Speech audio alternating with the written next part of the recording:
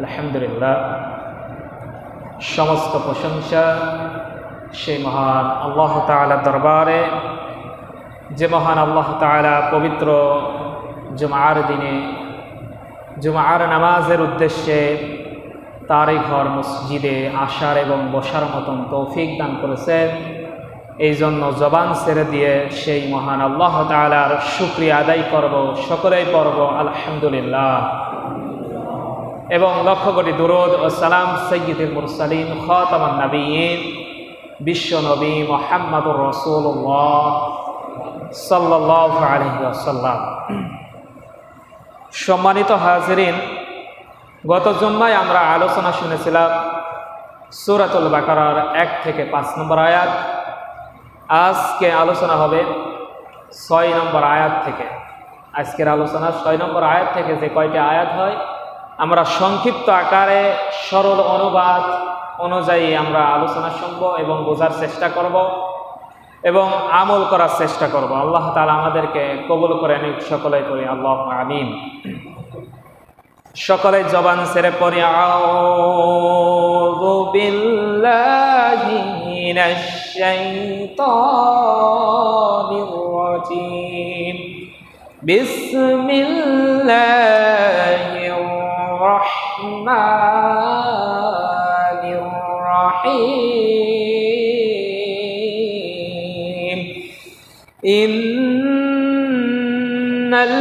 ইন্নাল্লাযীনা কাফারু সাওয়াউন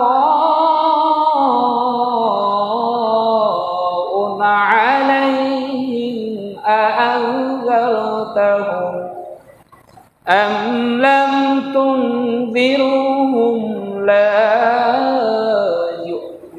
يؤمنون ختم الله على قلوبهم وعلى سمعهم وعلى أبصارهم غشاوة ولهم عذاب عظيم صدق الله العلي العظيم। বিতাড়িত শয়তান থেকে আল্লাহ তাআলার কাছ আশ্রয় চাই, পানা চাই এবং আল্লাহর নামে শুরু করতেছি। ইন্নাল্লাযীনা শব্দের অর্থ হচ্ছে ইন্না মানে নিশ্চয়, লাযীনা মানে যারা, নিশ্চয় যারা, কাফারু কুফরি করেছে। কাফারু শব্দের অর্থ হচ্ছে কুফরি করেছে। কুফরি, কাফারু কুফরি, আল্লাহর বিধানকে লঙ্ঘন করেছে। আল্লাহর বিধানকে কি লঙ্ঘন করেছে, আল্লাহর হুকুম মানে নাই, আল্লাহর বিধানের কাছে আত্মসমর্পণ করে নাই। কুফরি না স্বীকার করা। কুফরি শব্দের অর্থ অনেক শব্দ হয়। কুফরি শব্দের অর্থ কি? কাফারু শব্দের অর্থ অনেক হয়। কুফরি আল্লাহর নাফরমানি করা, আল্লাহর কি নাফরমানি করা। তাহলে আল্লাহ বললেন যে ইন্নাল্লাযীনা কাফারু, ইন্নাল্লাযীনা কাফারু, নিশ্চয় যারা কুফরি করেছে, আল্লাহকে নাশুকরি করেছে, কুফরি করেছে, আল্লাহর বিধান লঙ্ঘন করেছে, এদের বিষয়ে আল্লাহ কি বললেন? সাওয়াউন, এরা সমান। সমান জিনিস, সমান আমরা সবাই বুঝি। সমান বুঝি কিনা? উঁচু নিচ দাড়ি পাল্লায় কি ওজন যখন করে তখন কি সমান থাকে, থাকে কিনা? একেবারে রেবেল সমান থাকে। 1 কেজি যদি মাল নেন তাহলে কি 1 কেজির বাটকারা এক তলে আর এক তলে আপনার পূর্ণ মাল, তাহলে সমান থাকে। আল্লাহ সমান বললেন কিসের জন্য? আরো পরের ধাপে গেলে আপনি বুঝবেন যে ইন্নাল্লাযীনা কাফারু সাওয়াউন, নিশ্চয় যারা কুফরি করেছে সমান। সমান কি জন্য বললেন? আলাইহিম, তাদের জন্য সমান।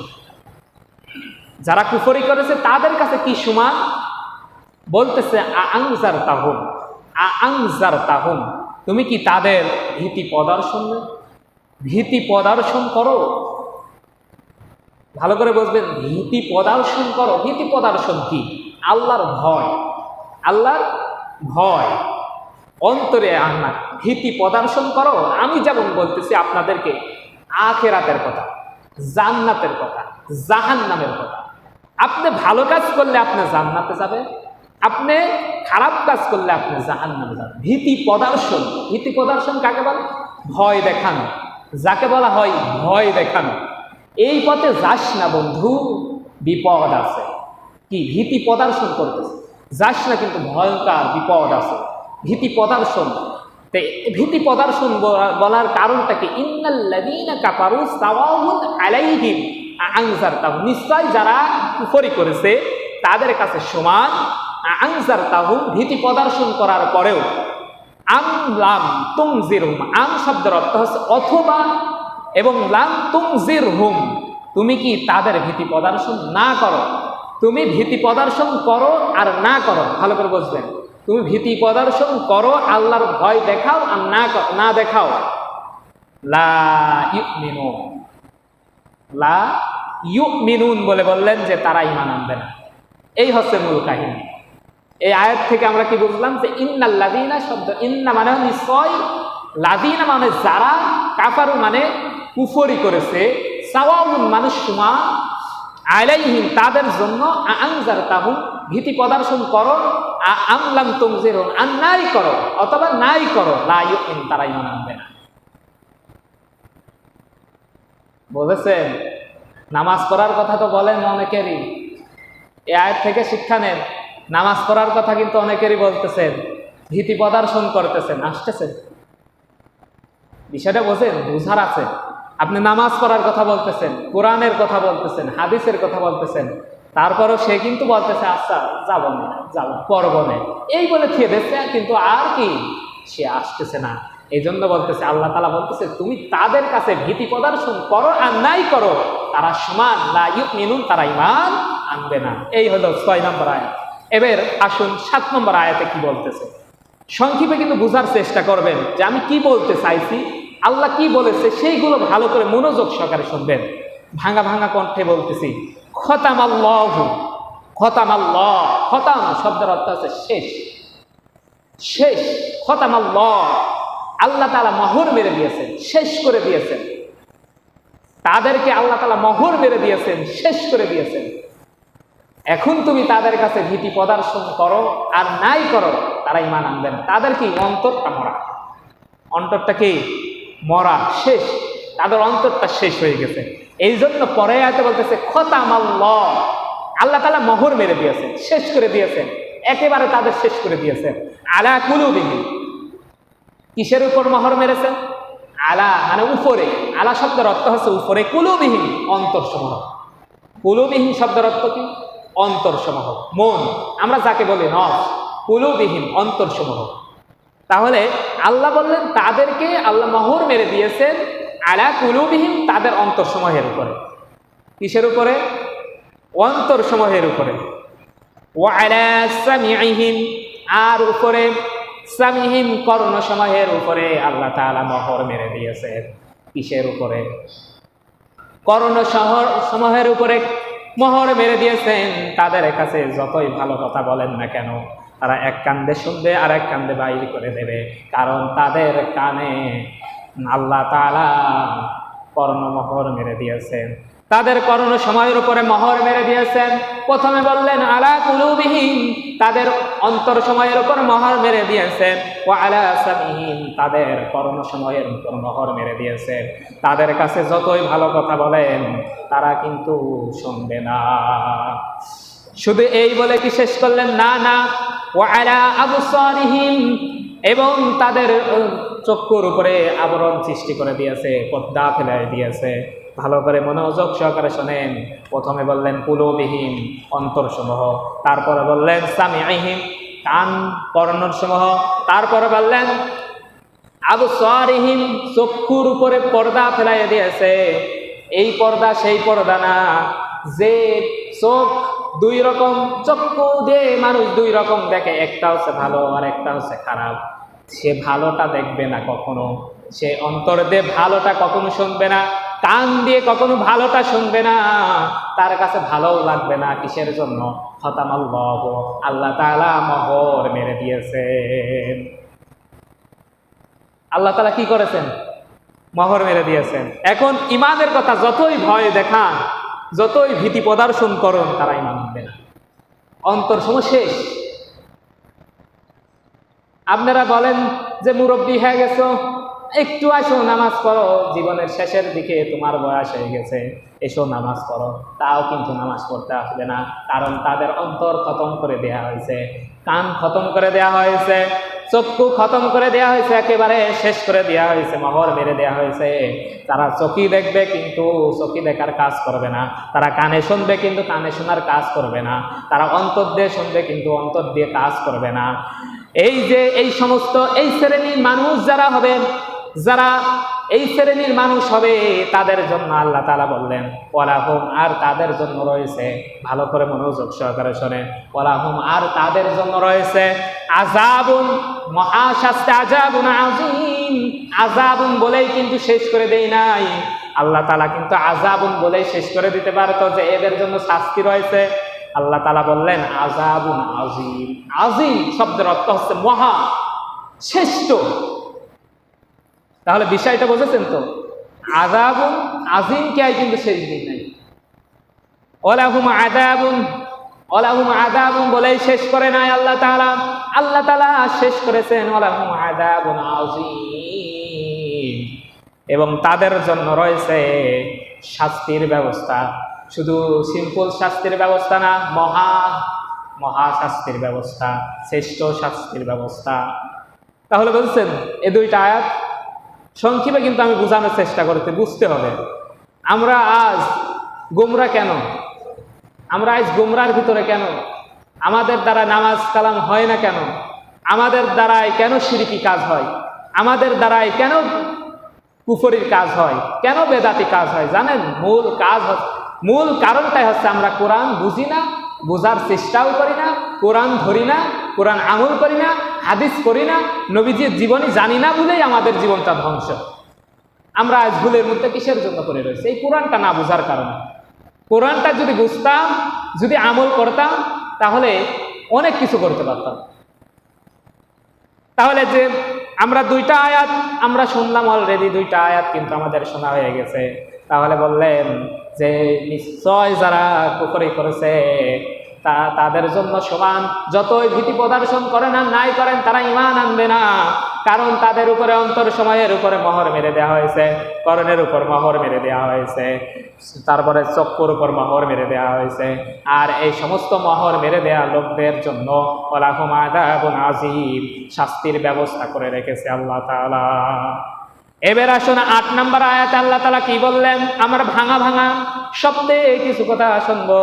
8 নম্বর আয়াতে বলতেছে মিনান নাসি, আর কিছু, নাস অমিনান মানে হচ্ছে আর কিছু, নাসি মানে মানুষ, নাস মানে কি মানুষ, ইনসান মানে কি মানুষ, দুই রকম কিন্তু আছে, ইনসান মানেও মানুষ, নাস মানেও কি মানুষ। ওয়ালা আস ইন্নাল ইনসানা লাফি খুসর, সময়ের কসম, ইন্নাল ইনসানা লাফি খুসর, মানুষ বড় ক্ষতির মধ্যে রয়েছে, মানুষ বড় ক্ষতির মধ্যে রয়েছে। আর এই জায়গা বলা হয়েছে মিনান নাস, আর কিছু মানুষ রয়েছে মাইয়াকুলু, যারা বলে মাইয়াকুলু, মুখে বলে, কি বলে ভালো করে মনোযোগ সহকারে শোনেন, তারা মুখে বলে আমান্না, আমরা ঈমান এনেছি, আমান্না আমরা ঈমান এনেছি, বিল্লাহি আল্লাহ তাআলার উপর, কার উপর? আল্লাহ তাআলার উপর, বিল্লাহি আল্লাহ তাআলার উপর, ওয়া বিল ইয়াউমিল আখির, এবং শেষ দিবসের প্রতি, আখিরাতের প্রতি আমরা ঈমান এনেছি।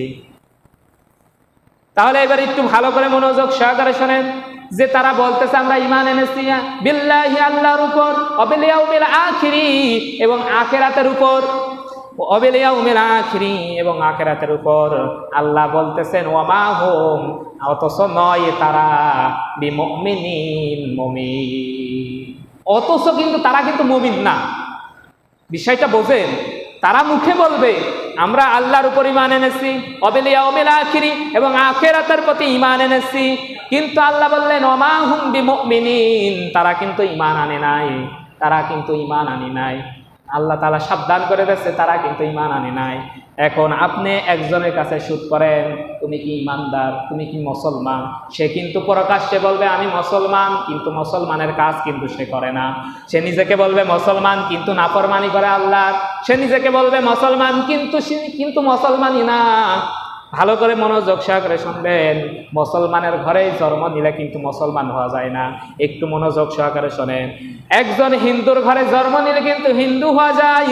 একজন ব্রাহ্মণের ঘরে যদি জন্ম নেন তাহলে ব্রাহ্মণ হওয়া যায়। একজন খান বংশে জন্ম নিলে কিন্তু খান হওয়া যায়। খুনকার বংশে জন্ম নিলে কিন্তু খুনকার হওয়া যায়। মোল্লা গোষ্ঠী জন্ম নিলে কিন্তু মোল্লা হওয়া যায়। কিন্তু মুসলমানের ঘরে জন্ম নিলে এই মুসলমান হওয়া যায় না।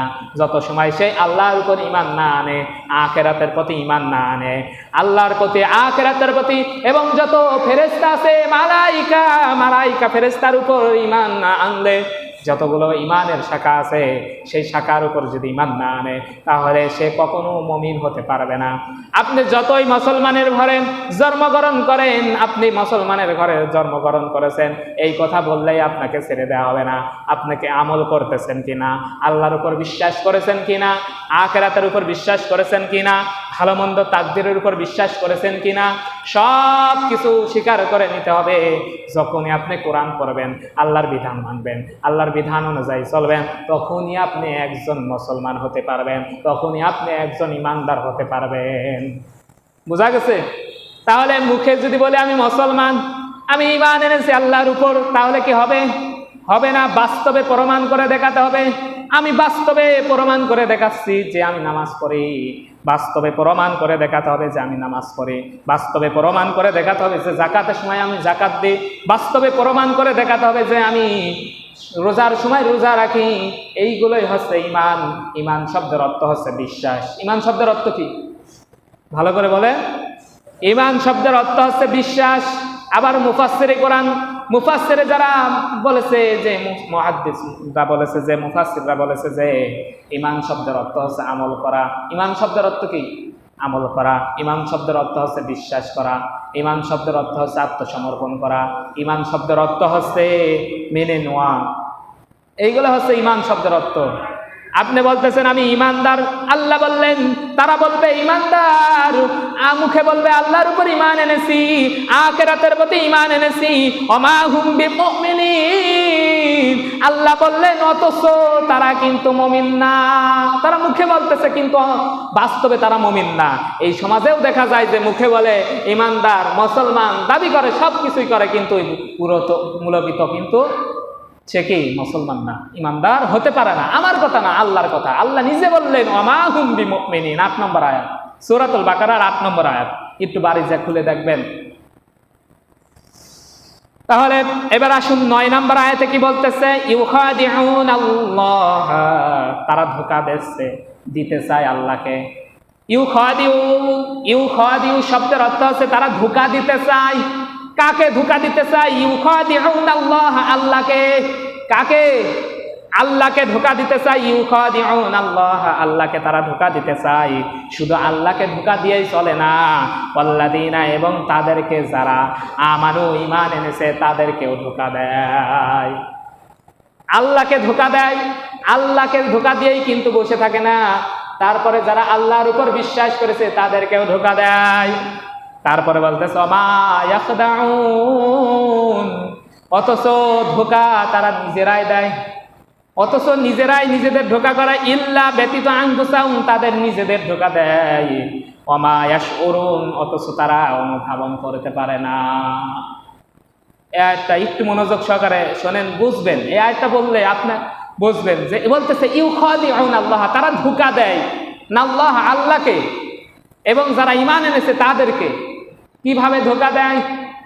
বলে আমি মুসলমান, কিন্তু মুসলমানের কাজ করে না।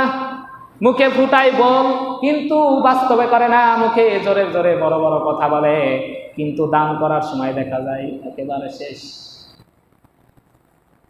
এমন ভাবে চলে যে মনে করে দিবি, দানবীর আছে, বলে তো মুখে ভালোই বলে। এমনও দেখা যায় যে মুখে বলে এক কথা, বাড়ি যায় দেখা যায় যে বাস্তবে কিন্তু তা নয়।